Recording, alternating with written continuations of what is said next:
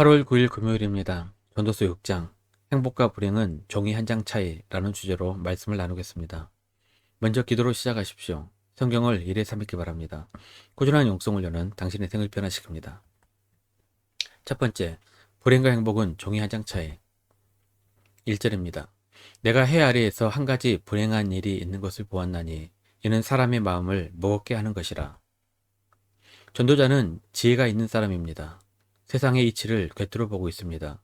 전도자는 세상이 돌아가는 것을 깊이 있게 바라보고 생각합니다. 뭔가를 보고 생각하는 사람이 지혜를 얻게 됩니다. 그냥 뉴스에 떠드는 것을 그대로 들어서는 지식에 그치게 됩니다. 성경 말씀도 마찬가지입니다. 그냥 읽으면 머리를 스치고 지나가 버립니다. 읽지 않는 것보다는 낫지만 삶에 그다지 도움도 되지 않습니다. 말씀을 깊이 있게 묵상해야 지혜가 쌓이게 됩니다. 전도자가 묵상한 세상 이치는 이것입니다. 2절입니다.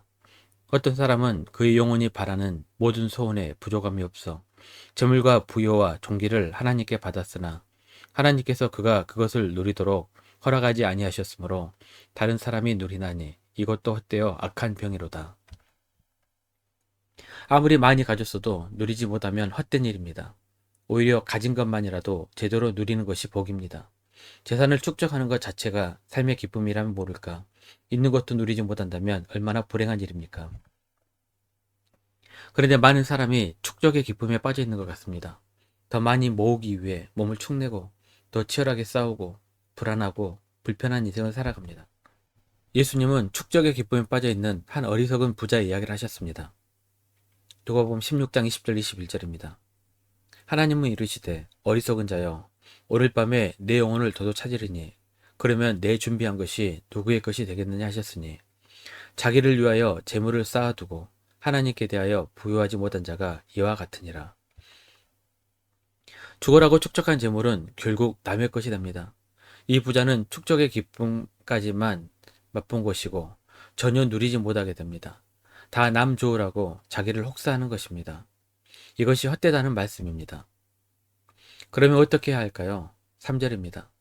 사람이 비록 100명의 자녀를 낳고 또 장수하여 사는 날이 많을지라도 그의 영혼은 그러한 행복으로 만족하지 못하고 또 그가 안장되지 못하면 나는 이르기를 낙태된 자가 그보다 낫다 하나니. 3절에 단서가 있습니다. 바로 행복입니다. 행복은 외부에서 오는 것이 아니라 마음의 문제입니다.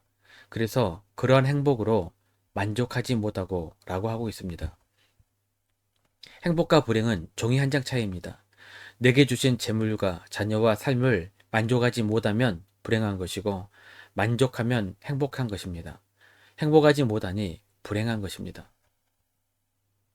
전도자는 누리지 못하고 불행하게 살다가 갈 바에는 차라리 태어나지 않는 것이 낫다라고 말합니다.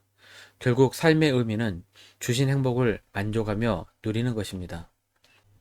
성경에서는 장수를 복으로 말합니다. 잠언 3장 2절입니다. 그리하면 그것이 내가 장수하여 많은 해를 누리게 하며 평강을 더하게 하리라. 하지만 엄밀하게 말하면 장수 자체가 복은 아닙니다. 장수하면서 행복을 누리고 평안하게 사는 것이 복입니다. 전도자가 정확하게 지적하고 있습니다. 6절입니다. 그가 비록 천년의 갑절을 산다 할지라도 행복을 보지 못하면 마침내 다 한 곳으로 돌아가는 것뿐이 아니냐. 하나님께서 주신 삶이 길든 짧든 행복을 누리며 평강 가운데 살기를 기도합니다. 두 번째, 참 행복. 7절입니다. 사람의 수고는 다 자기 입을 위함이나 그 식욕은 채울 수 없느니라. 사람의 수고는 다 자기의 입을 위함이나 라는 말이 우리에게 매우 익숙합니다. 다 먹고 살자고 하는 일이다 라는 말과 같은 의미입니다. 먹고 살자고 수고하는 것입니다. 그런데 먹는 것으로는 영혼은 채울 수가 없다는 말입니다.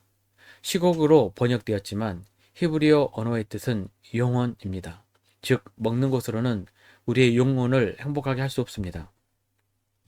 전도자는 지금까지 인생의 낙은 하나님께서 주신 것을 먹고 즐기는 것이라는 견해를 계속해서 말하고 있습니다. 전도서 5장 18절입니다. 사람이 하나님께서 그에게 주신 바 그 일평생에 먹고 마시며 해 아래에 사는 모든 수고 중에서 낙을 보는 것이 선하고 아름다움을 내가 보았나니 그것이 그의 몫이로다. 하지만 그 의미는 단순히 먹고 마시는 것을 넘어 작은 일에도 자족하고 행복하게 사는 삶을 말합니다. 그리고 그 중심에는 하나님께서 주신 은혜임을 늘 감사하고 자족하는 마음이 있습니다. 단순히 먹고 마시고 즐기는 것은 믿지 않는 자들이 더 잘합니다. 우리의 영혼을 기쁘게 하고 행복을 주는 것은 하나님 안에서 자족하며 감사하는 삶입니다. 8절입니다. 지혜자가 우매자보다 나은 것이 무엇이냐? 살아있는 자들 앞에서 행할 줄을 아는 가난한 자에게는 무슨 유익이 있는가? 먹는 것으로 영혼을 채울 수 없는 것은 지혜자나 우매자나 다 같습니다. 그런데 좀 더 많이 갖고 성공하려고 온갖 처세술을 사용해도 그다지 도움이 되지 않는다는 것입니다. 처세술이 중요한 것이 아니라 진실한 믿음 안에서 살아갈 때 영혼의 배부름, 즉 행복하고 자족할 수 있습니다. 9절입니다. 눈으로 보는 것이 마음으로 공상하는 것보다 나으나 이것도 헛되어 바람을 잡는 것이로다. 누구나 성공을 꿈꿉니다.